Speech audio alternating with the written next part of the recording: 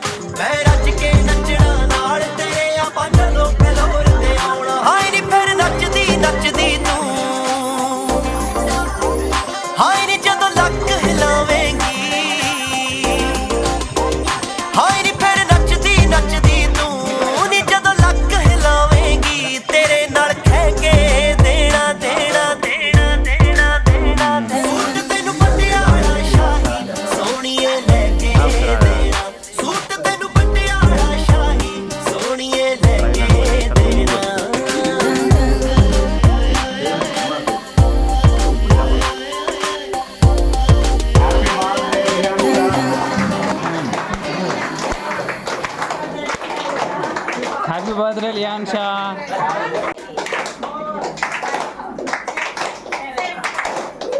మాటలు విందాం. ఆమె వచ్చిన తర్వాత ఆమె ఫీలింగ్స్ అమ్మా.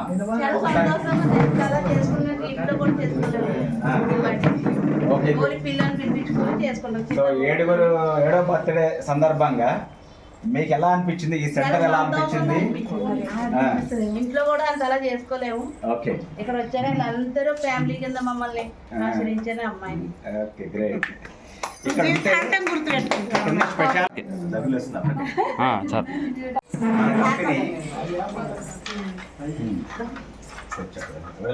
ఓకే ఓకే చెప్ప మాట్లాడు. ఇక్కడ ఉన్న స్పెషాలిటీ ఏంటంటే కేక్స్ తినడం మంచిదా కాదా?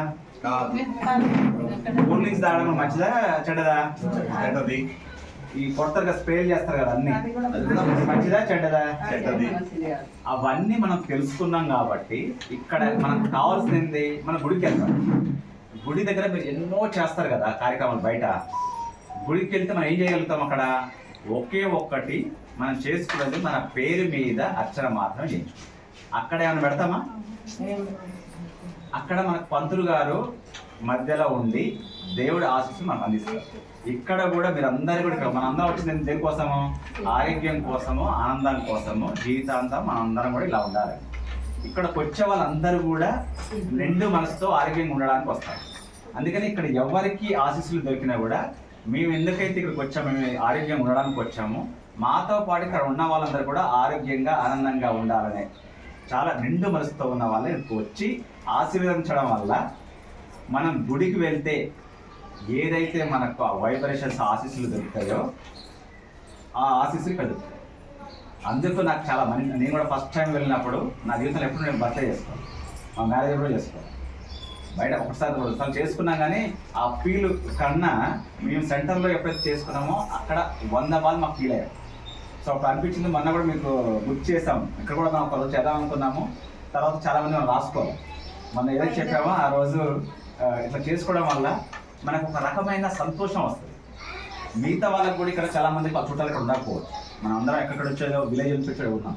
అందరం మనకు తల్లిదండ్రుల దగ్గర ఉండకపోవచ్చు, చుట్టాలకి ఉండకపోవచ్చు, వేరు విజయవాడ నుంచో ఎక్కడో వైజాగ్ నుంచో కూడా ఇంత ఒక 1000 కిలోమీటర్స్ జీవిస్తాం.